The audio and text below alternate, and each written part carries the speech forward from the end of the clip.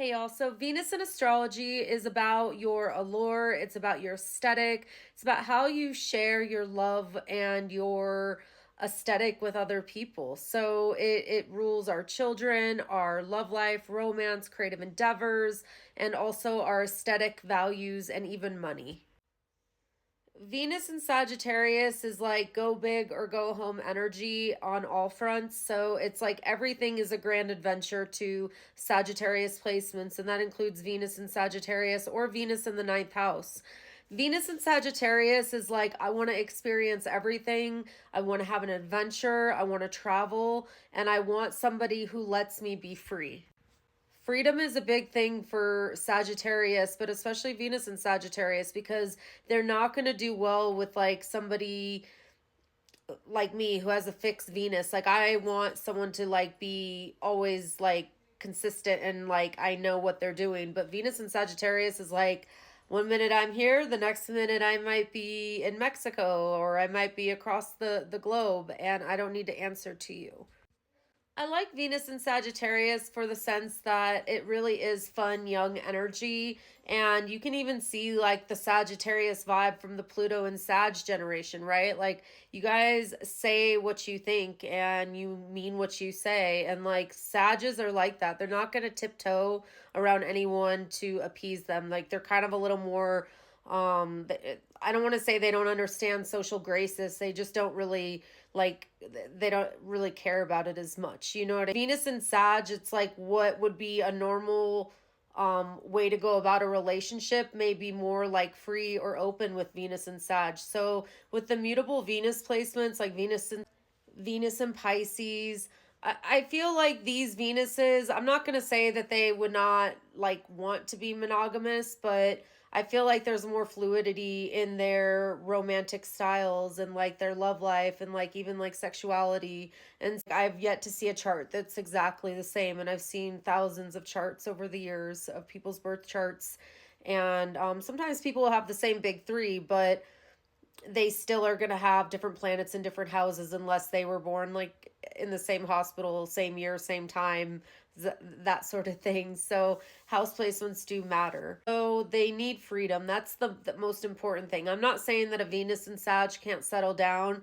It's just probably not going to be the same way like a Venus that's a fixed Venus would. You know what I mean? Because I feel like Venus and Sag is going to really need to have somebody that understands that they are a free spirit and they are going to live life on their terms and they're going to live to the beat of their own drum.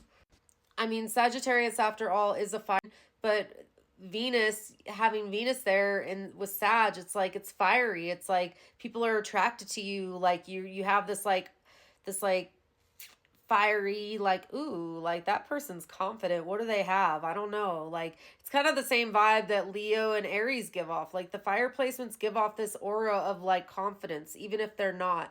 Oh, sorry, I didn't realize I was going off to the side there. They give off this aura of being extra confident, even if they're not. You know what I mean? And so a lot of times it's just faking it till you make it. I think with all the fire placements, they just, they're good at hiding their insecurities a little bit more so than most people. I feel like Venus and Sag really have a way with words. They know how to be smooth talkers. So I would say that they do use their finesse to charm people. Like they are very charming and they are very like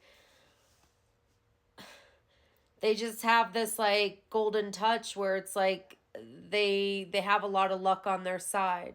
So to be with someone with Venus and Sagittarius, you're going to have to be able to be understanding of their need to be free. And it's like letting them be their own person is going to be a big deal for them because that's going to be a partner that really elevates them rather than tries to like keep them contained. Also, when we see Venus in Sagittarius or Venus in the ninth house, I have Venus in the ninth house in my chart.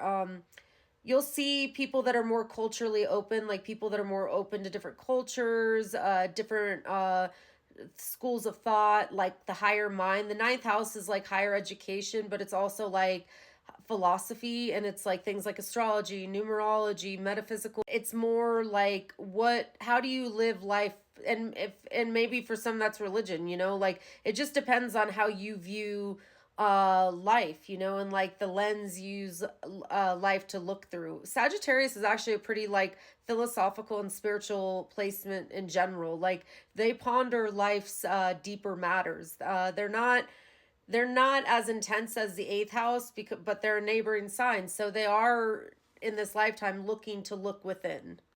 And that's why a lot of times you'll see with Venus in Sagittarius, Venus in the ninth house, you'll see these people be more open to possibly even marrying a foreigner or having a partner that's from a completely different cultural background or different culture or religion or any of that. Like they're going to be more open to those sort of things. I like Venus in Sagittarius for its bravery to be who they are and to live life on their terms and to travel and to grow and just go to the beat of their own drum. Helps you guys. Venus and Sagittarius, it's a good placement, but it has been called like the bachelorette placement. I don't like to put those kind of titles on things because I feel like life is a paradox anyways, but it's one of those placements that I think it needs to have room to breathe and it needs to have room to be who they are. They're not the kind of person that's going to be like checking in with you. That like they're going to be checking in on their terms.